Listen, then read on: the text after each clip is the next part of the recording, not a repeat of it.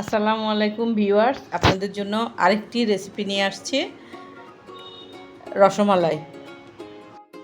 চলুন দেখে নিই এটা কিভাবে করতে হবে। আধা কেজি রসমালাইয়ের জন্য আমি একটা ডিম নিলাম। ডিমটা ভালো করে ফেটে নিব। এখানে ঘি আছে, ঘি দিব। 4টা দুধের প্যাকেট, 10 টাকালা 4টা দুধের প্যাকেট। দেখেন 4টা।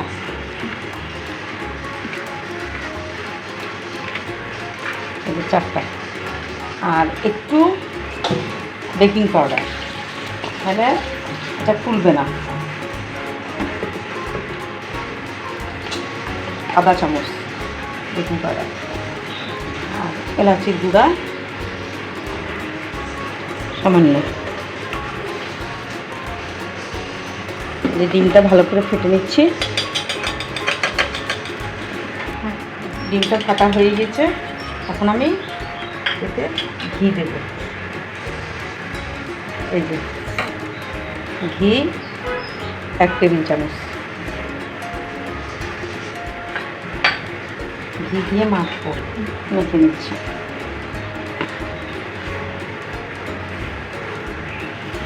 এটা একটু আঠালো ভাব হবে, ডিম আছে।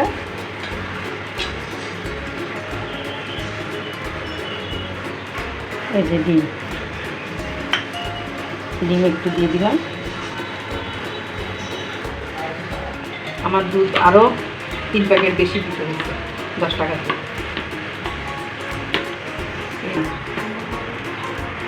রেখে দিলাম। 10 মিনিট রেস্টে রাখা হয়েছিল। এখন আমরা বানাতে শুরু করলাম। তারপরে এগুলো আমরা প্যানে দিয়ে দিব। আমাদের রসমালাইয়ের শেপগুলো হয়ে গেছে। এখন আমি তৈরি করব, দুধ, চিনি এগুলো দিয়ে রস তৈরি করব। রসমালাইয়ের জন্য রস তৈরি করব।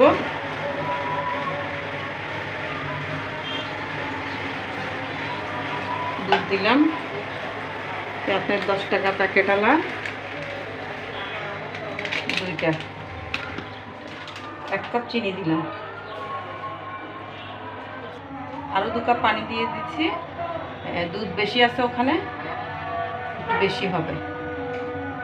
এটা ফুটে আসলে তারপরে আমি এই রসমালাইগুলো দিয়ে দিব।